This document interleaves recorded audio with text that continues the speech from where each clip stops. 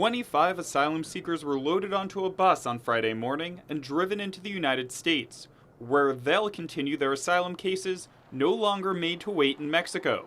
But for many others who are at the port of entry on Friday, the waiting continues. Some of the people lined up at the port of entry have been here for as long as 3 days.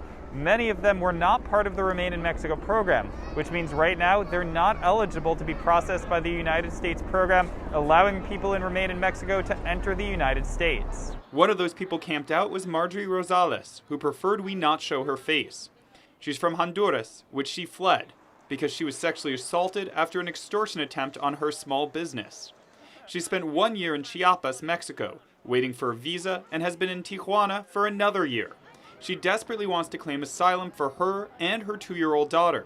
She makes a living selling ice cream on the street. She says she hopes the president opens his heart and helps them, those on the border, because they're sleeping outside and it's cold. Many migrants came to the port of entry on Friday looking for information, and advocates handed out flyers to explain who qualified for the new policy. But the border remains closed for almost all asylum seekers. Mexican officials explained to many asylum seekers none of them would be allowed to enter the U.S. under the new policy, including the thousands of Haitians and Cameroonians in Tijuana who were never enrolled in the Remain in Mexico program. Alex Mensing with the Innovation Law Lab helped migrants understand today's changes.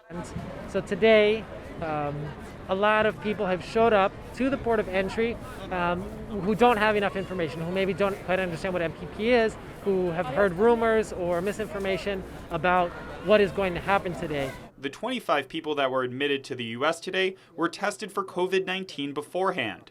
They'll now be helped by the San Diego Rapid Response Network, a coalition of local nonprofits, and the county, which has provided hotel rooms for the asylum seekers. They'll be transported to a hotel, local hotels, and then we'll begin that work of doing the health screening, figuring out where they're going, helping them make contact, figuring out whether they have the funds or we need to provide the funds for the air travel. The Rapid Response Network says it's prepared for the program to ramp up to hundreds of asylum seekers each day.